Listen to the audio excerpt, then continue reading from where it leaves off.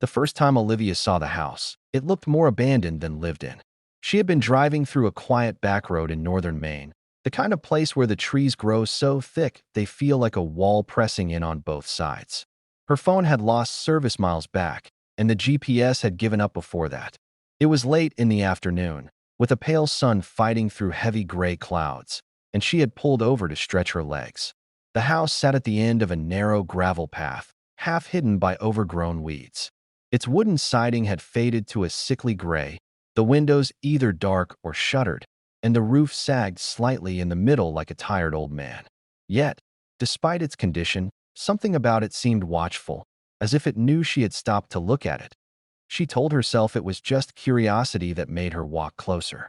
Maybe it had once been a boarding house or a family's summer retreat left to rot in the woods. She noted how silent everything was. No birds, no breeze, not even the hum of distant traffic. The quiet pressed into her ears until she could hear the faint crunch of her own shoes on the gravel. A shiver ran up her spine, though the air wasn't particularly cold. When she reached the front gate, a rusted iron arch nearly swallowed by vines, she stopped. The gate was open, hanging loosely on its hinges, and beyond it the path wound up to a porch that sagged under the weight of moss. She hadn't meant to come this far, but there she was, staring up at the house as if waiting for it to notice her that a sound came from inside. It was faint, muffled, but unmistakable, a soft creak like footsteps on an old staircase. Olivia froze. It was impossible, she thought. No one could be living here. But the sound came again, a groan of wood under shifting weight. She peered through the shadowy windows but saw nothing except the warped reflection of herself standing in the fading light. A logical voice in her head whispered, an animal, maybe, a raccoon or a fox. Yet her chest tightened, and she felt the prickle of being watched from behind the glass. She pulled her jacket tighter and glanced back at her car, half hidden by the curve of the road. Going back suddenly seemed very wise, but the strangest thing happened when she turned to leave. From the corner of her eye, she saw the front door move. Just slightly, enough that she knew it hadn't been the wind. The door had opened an inch, the darkness inside yawning wider. Her pulse skipped, and her throat went dry. She didn't move, didn't breathe, until the door eased back into place as though nothing had disturbed it at all.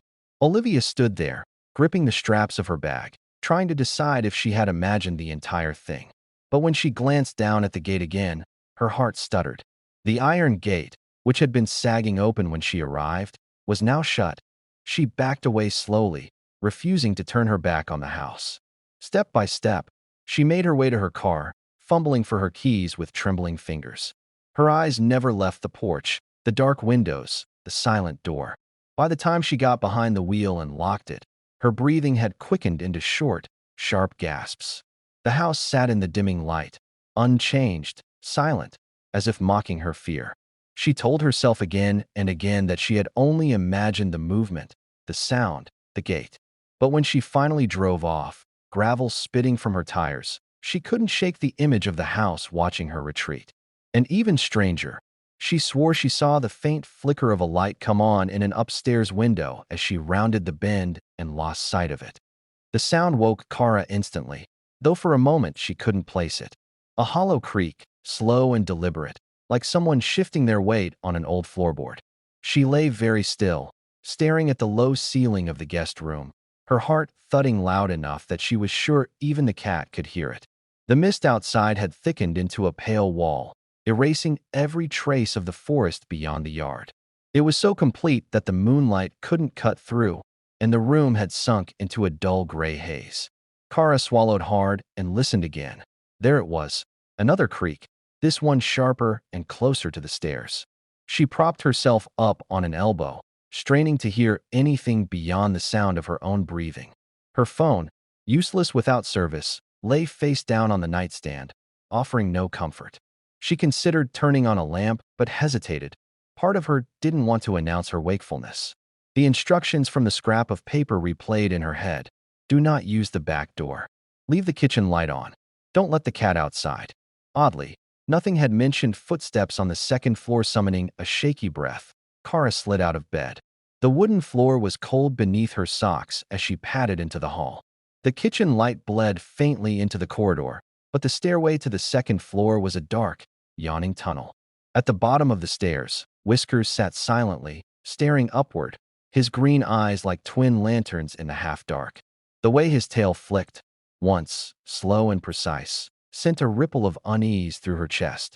"It's just the house settling," she whispered, though the words felt like a lie the moment they left her mouth. She climbed 3 steps before stopping. The air grew colder with each foot of elevation, as if she were ascending into another world entirely. The floorboard creaked again, this time right above her head, and Cara's breath caught. "Hello," she called softly, hating how thin her voice sounded. There was no response, only the faint rustle of the mist outside brushing against the windows. Then, a faint sound, the quiet but unmistakable scrape of claws on wood. Whiskers hadn't moved, and his gaze hadn't left the darkness above. The sudden crash shattered the silence. A picture frame had fallen somewhere on the second floor. Cara jumped back, clutching the banister, her heart hammering against her ribs. The sound echoed through the house like a warning, and for a long moment, she stood frozen on the steps, unsure whether to go up or retreat. Then, slowly, she backed down into the kitchen, her eyes never leaving the stairs. Whiskers finally turned to look at her, as if to say something he couldn't. When she reached the kitchen, she locked the door, flipped on another light, and sat at the table, trembling. The night stretched long and merciless, and she couldn't shake the feeling that whatever was upstairs now knew she was aware of it. Morning came reluctantly, gray and weak through the mist-choked windows. Cara had slept for perhaps an hour, slumped at the kitchen table, her neck aching from the awkward position. Whiskers hadn't moved from his post on the counter, watching the staircase until the first hint of daylight. She told herself that whatever had happened, the footsteps, the crash, must have an explanation. Maybe the house was just old. Maybe she'd imagined half of it in a half-dreaming state. But even as she forced herself to stand, her hands trembled by late morning. The mist hadn't burned off. It clung stubbornly to the pines, turning the world outside into a pale void. After a quick breakfast she couldn't taste, Cara climbed the stairs, her phone flashlight in hand, to survey the damage. The upstairs hallway smelled faintly of damp plaster. At first, everything seemed normal, the same faded wallpaper, the same crooked family photos in antique frames. But then she saw the shattered glass, scattered like ice across the threadbare carpet. The frame had contained a black and white portrait of a man in an old-fashioned suit, his eyes staring just slightly off camera, as if distracted by something outside the frame. The photo itself had slid partly out of the broken frame and now lay half-hidden beneath a shard of glass. She picked it up carefully, her fingers catching on a jagged edge. Behind where the frame had hung, the wallpaper had peeled back, revealing an older layer underneath, sepia-toned and water-stained, a ghost of some bygone era. It wasn't just the wallpaper that caught her breath. There, on the wooden slat beneath, was a faint but distinct handprint, too small to be an adult's, and smeared with something dark, something that had dried into the grain of the wood. Cara's throat tightened. She touched the edge of the print, half expecting it to be a trick of the light, but the texture was unmistakable, rough, sticky, and old. The room seemed to grow colder, as though acknowledging her discovery. Somewhere behind her, a floorboard whispered under invisible weight. She turned sharply, her flashlight beam slicing through the dim hallway, but nothing was there, just the fog pressing against the windows like a living thing. Whiskers, who had followed her silently up the stairs, let out a single low hiss, his back arched. Cara's mind scrambled for reason, an old stain, a shifting house, an overactive imagination. But the instructions she'd been given, so oddly specific, echoed again in her head. She replaced the broken photo on the floor, her hands shaking, and backed slowly toward the stairs. As she descended, she could feel it, the sense that she hadn't just found a forgotten relic, but that something in the house was watching her watch it. By noon, Cara decided she needed air, real air, not the stale, heavy atmosphere of the Holloway house. The weight of the broken frame and the child-sized handprint had lingered like a bad taste in her mouth all morning. She grabbed her jacket, slipped the car keys into her pocket, and told herself a short drive into town would shake off the unease. Whiskers watched from the kitchen counter as she stepped outside, his eyes following her with unnerving intensity. The mist still clung to the world, but Cara forced a laugh under her breath. "It's just fog," she muttered, though the sound of her voice felt too loud in the emptiness. The driveway's gravel crunched beneath her boots, loud enough that she wished it wouldn't echo. The pines that had seemed merely tall the night before now appeared impossibly massive, their trunks fading into the pale void above. She realized she couldn't even see the mailbox anymore, not clearly, at least. It seemed farther away, its shape warping slightly in the haze. She squinted, blinking hard. No, she decided, it hadn't moved. She was just nervous. She slid into the driver's seat, the car's interior offering a fleeting sense of safety. The engine turned over reluctantly, its growl muffled by the fog. Headlights on, she started down the drive, but after a few feet, her stomach twisted. The road ahead seemed to stretch longer than before, the turn toward the county road lost somewhere in the mist. She eased forward, her tires crunching gravel, but after several minutes of slow driving, she realized she was still passing the same leaning pines. Their branches looked identical, too identical. Cara pulled over, heart thudding. She got out and looked around, her breath fogging in the cold air. The mailbox was nowhere in sight, though she should have been able to see it by now. The world was too quiet. No birdsong, no wind through the trees, not even the faint ticking of cooling metal from the car. She stepped off the gravel, onto the dirt verge, and the ground felt wrong beneath her feet. Softer. She crouched down and pressed her fingers to the earth. It was damp, spongy, almost like moss-covered wood, though she saw only dirt and pine needles. That a flicker of movement in the mist made her whip her head up. At the edge of her vision, near where the forest should have been, a shape shifted, tall and thin, the proportions almost human but just slightly off. It lingered too long in one place before gliding out of view, silent and seamless. A cold rush of dread crawled up her spine. Cara scrambled back to the car, slammed the door, and gunned the engine. She drove blindly, praying for the road to end, for the mailbox to reappear, for any sign that she hadn't somehow slipped into a place that only looked like the world she knew. But the pines just kept repeating themselves, as if she were circling inside the same stretch of forest that had closed in on her completely. Cara had lost count of how many times she'd rounded the same bend when she first saw him, a figure standing dead center in the road, barely visible through the haze. She slammed on the brakes, tires crunching to a halt on gravel. The headlights spilled over him, revealing a gaunt man, barefoot and dressed in a tattered cardigan that hung loosely from his frame.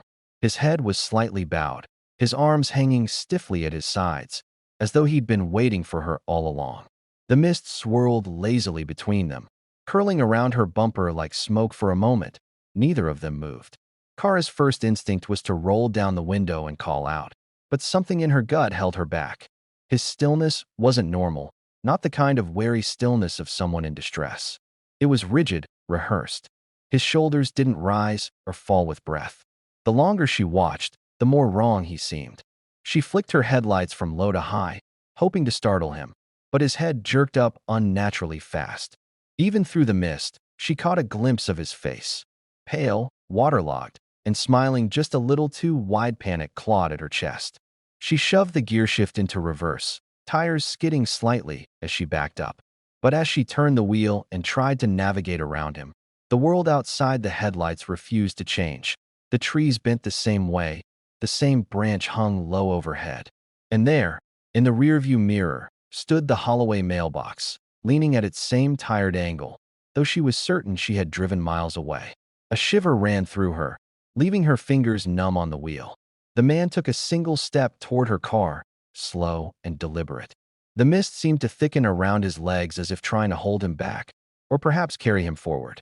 The smile on his face never faltered, but his eyes remained strangely vacant, reflecting the headlights like glass marbles.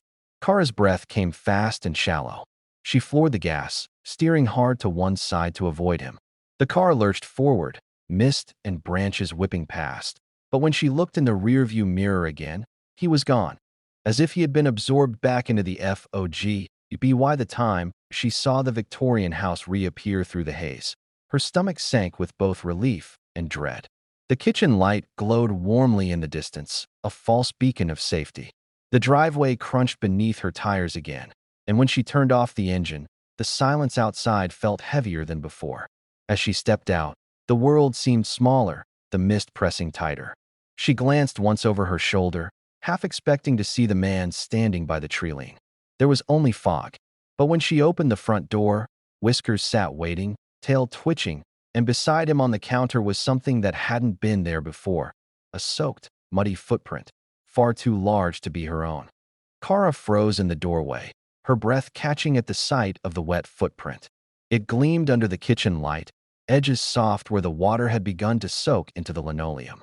The shape was unmistakable, a bare human foot, broad and long, with deep arches and toes splayed slightly apart. It was far too large to belong to her. The sound of her pulse filled her ears. Whiskers crouched low on the counter, his ears flattened and fur puffed, tail flicking in sharp, irritated snaps. She glanced toward the door behind her. It was still closed and locked, the deadbolt firmly in place. The windows were latched. No one should have been able to enter. Yet the droplets trailed away from the print, leading toward the hallway and vanishing into the darkness. Cara whispered, "No," a denial so soft it barely existed. The directions she'd been given, leave the kitchen light on, suddenly felt less like superstition and more like warning. Cara grabbed the largest knife she could find in the drawer, the weight of the metal cold and unfamiliar in her hand. She moved carefully, following the faint trail, her socked feet silent on the old floorboards. The house creaked faintly, as if shifting its weight. As she stepped into the hallway, the light from the kitchen thinned, the shadows stretching unnaturally long. The wallpaper's faded roses looked more like stains in the dim glow.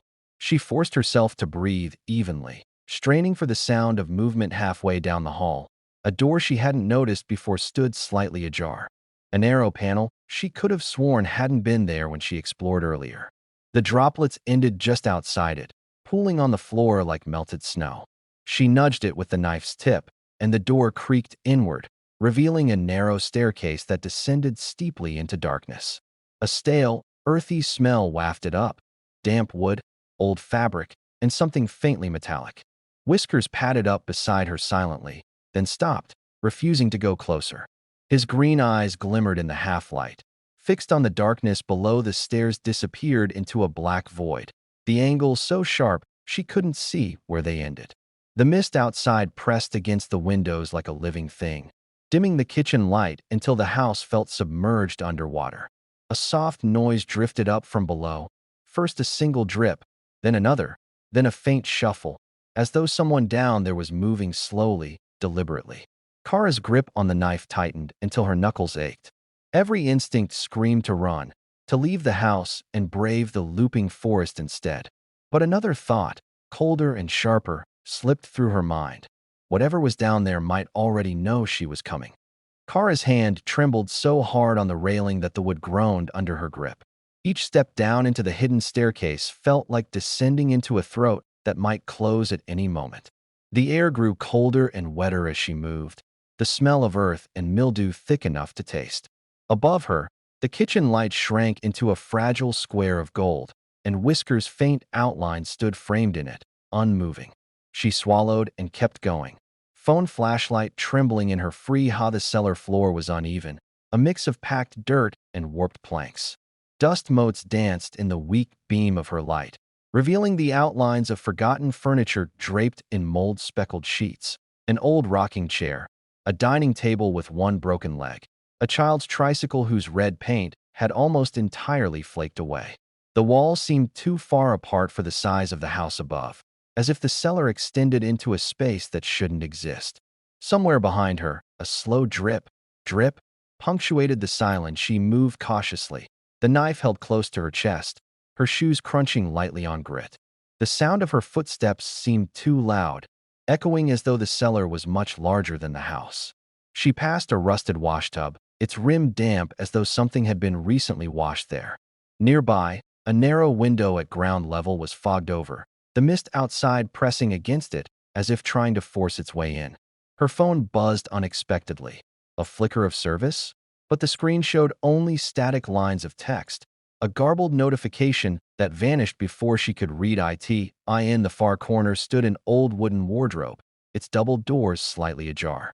Something about it tugged at her memory. It was out of place, too ornate for a cellar, its carved edges untouched by dust.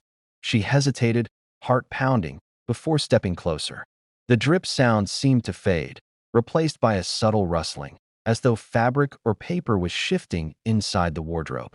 She extended her knife, using its tip to push the door open further. The beam of her flashlight revealed nothing at first, only darkness deeper than it should have been.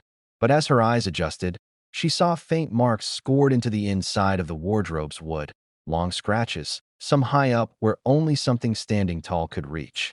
Beneath them, carved words, "Don't look behind you." Her breath caught. The cellar air felt heavier, pressing against her back. She wanted to turn, to flee up the stairs, but the thought slithered into her mind unbidden.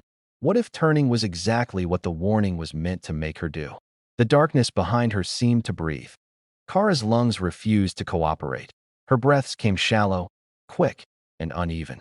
She could hear it now, not just the dripping water, not just her own pounding heartbeat, but a slow, deliberate inhale, exhale behind her.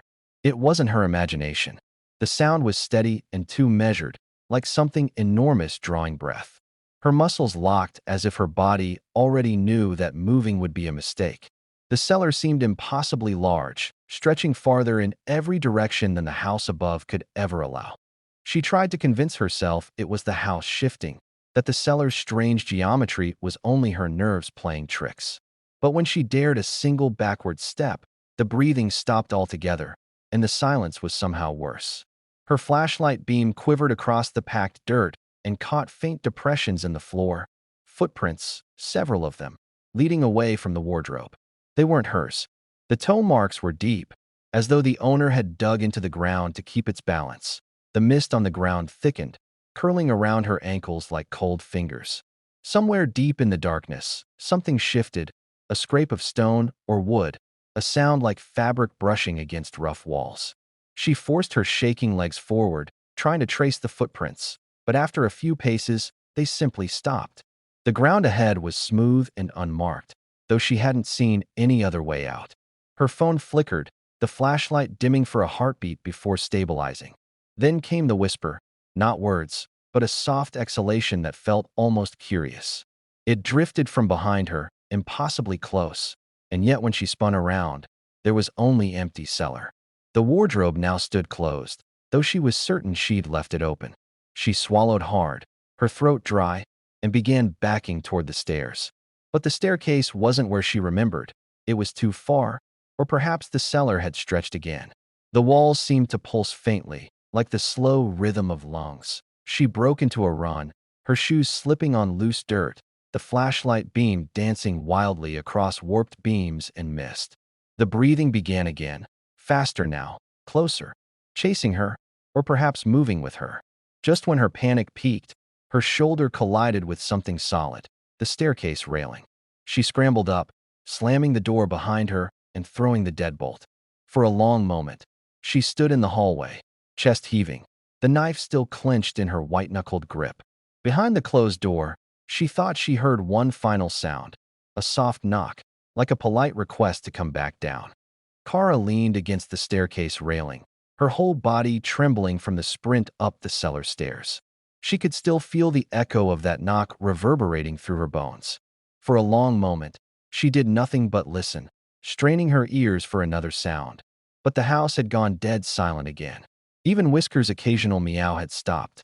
The only noise was her own uneven breathing and the faint buzz of the kitchen light. She forced herself to move, inching toward the kitchen where the light glowed dimly. The bulb flickered twice, then steadied, though the shadows on the walls seemed longer than before. As she passed the hallway mirror, she caught a glimpse of her own reflection, but something about it was wrong. Her mirrored self lingered a second too long after she'd moved past, and when she glanced back, she could have sworn its mouth was curved in a slight, grim smile. Her stomach dropped. Whiskers bolted suddenly, his claws skittering against the linoleum as he darted into the living room. The sound startled her so badly she nearly dropped the knife. "Whiskers," she hissed, following him, but when she reached the living room, her steps faltered.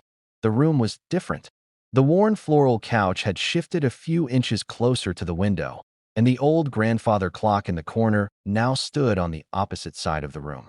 It wasn't possible. She hadn't taken her eyes off the hall for more than a few seconds that a low groan reverberated through the walls, deep and resonant, like timbers shifting under pressure. The house itself seemed to inhale. The kitchen light flickered again, dimmed to a dull orange, and for a heartbeat Cara thought the wallpaper itself was breathing, its faded roses expanding and contracting like lungs. A door she didn't remember, a narrow wooden panel with a brass knob, now stood between the living room and the hall. Whiskers sat perfectly still, staring at it, his tail puffed to double its size. The knob on the new door turned slowly, though no sound came from the other side. Cara stepped backward, clutching the knife so tightly her knuckles turned white. Her phone buzzed unexpectedly in her other hand, a flicker of a signal. The screen flashed a single message from an unknown number. Do not open any new doors. Before she could process it, the kitchen bulb burst with a sharp pop, plunging the house into near darkness. From somewhere deep in the walls, the groaning began again, this time accompanied by a faint, almost eager whisper that seemed to move with the shifting rooms. Cara's world shrank to the shallow glow of her phone flashlight and the knife's reassuring weight. The walls were no longer walls, but pulsing membranes, each breath of the house dragging the air in a little tighter. The new door in the hallway widened slowly, its brass knob spinning on its own until the wood frame cracked and splintered. From within the darkness, the mist poured in thick ribbons, spilling across the carpet like an incoming tide. Whiskers hissed, ears flattened. Pressing against her leg for the first time all night, the whispering returned. Urgent now, layered voices overlapping in a strange harmony. Some words teased at recognition, her name, a plea, a warning. Others were too old, too alien to understand. The grandfather clock chimed once, though it had been silent since her arrival. The sound rippled through the air and seemed to steady her. Clutching the knife, Cara stepped toward the door that shouldn't exist. You don't belong here, she said aloud, her voice cracking. The whispers faltered for the briefest moment, as though startled.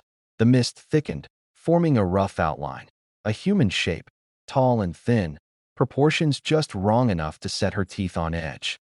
It was the barefoot man from the road, but his features wavered like smoke. The walls shuddered, and the house groaned, a deep, shivering exhale that rattled picture frames. The figure stepped forward, its bare feet leaving no marks this time. Leave, Cara whispered again, louder now, anger edging past her fear. The whispering surged, the figure paused, and Whiskers darted forward with a yowl, swiping at the mist. The shape recoiled, fracturing into a dozen smaller tendrils. Seizing the moment, Cara lunged and slammed the door shut, feeling the brass knob burn cold against her palm. The walls let out a low, guttural moan, and the house seemed to shudder violently. Furniture scraped across the floor without being touched, the lights flickered back to life, and the mist shrieked, an unnatural sound like tearing metal, before retreating. The pulsing slowed. The warped door was gone. In its place was only the faded wallpaper with its tired floral print, as though it had never been there at all. Silence reclaimed the house. But it was a natural silence now, the kind that belonged to an empty, aging home. Outside, sunlight was breaking through the mist, revealing the familiar outlines of trees and the crooked mailbox at the road's end. Cara dropped the knife, her breath shaking as Whiskers rubbed against her leg, purring quietly for the first time. She didn't know what the Holloway house was, or why it had chosen her, but she knew she had survived it. She turned off the kitchen light, scooped up Whiskers, and walked out into the new morning. Behind her, the house stood still and ordinary, but for a moment, just before she closed the car door, she thought she saw the upstairs window flicker with a brief, golden light, watching her leave.